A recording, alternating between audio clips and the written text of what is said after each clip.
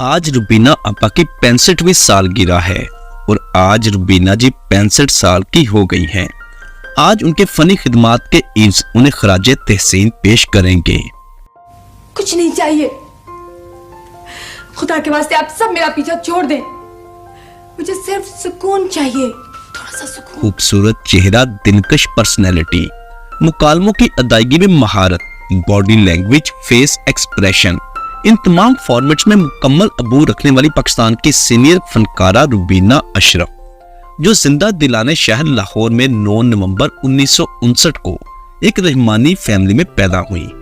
रहमानी जो कमहार होते हैं और बहुत ही खूबसूरत भी होते हैं। शायद इसी वजह से रुबीना अशरफ जी भी बहुत ही पुरकशिश है।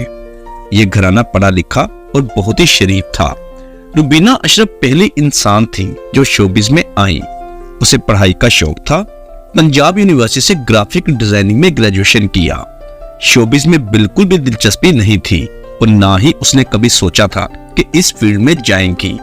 कॉलेज के दिनों में एक बार अपने दोस्तों के हमरा उनके इसरार पर पीटीवी स्टूडियो शूटिंग देखने चली गई, जहां किसी ड्रामे की शूटिंग चल रही थी। वहां सायरा काज़मी भी मौजूद थी। सायरा काज़मी की नजर रुबीना अशरफ पर पड़ गई, जो कि माशाल्लाह बहुत ही खूबसूरत और पुरकशिश थी।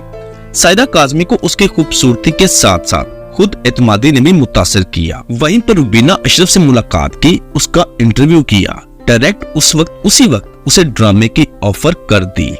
रुबीना अशरफ ने उस ऑफर को अपने घर वालों की रजामंदी से मशरूत करके सोचने का टाइम मांगा और यूं घर वालों की इजाजत से शोबिज में काम करने के लिए हाँ कर दी। पहले ड्रामे में मुआवन फनकारा के तौर पर आई और कामयाब रही। बतौर मरकजी अदाकारा ड्रामा सीरियल हजारों रास्ते, जिसमें फरदौस जमाल साहब उनके साथी अदाकार थे। इस ड्रामे से रुबीना को इंडस्ट्री में पहचान मिली। एक बावकार लड़की रुबीना अशरफ, जिसकी वाज़े मिसाल कि घर वालों की मर्जी से अरेंज मैरिज की, लेकिन फिर भी घर वालों की पसंद से शादी की। शोहर का नाम तारिक मिर्जा। ये शादी 1987 में हुई। शादी के बाद अपने शोहर के हमरा कराची मुंतकिल हो गई। कुछ अरसा इंडस्ट्री से दूर रहीं। शादी के बाद अल्लाह पाक ने एक बेटा और एक बेटी की रहमत से नवाजा। रुबीना अशरफ की बेटी मिन्हा तारिक, जो कि शोबिज में अपना नाम पैदा कर चुकी है।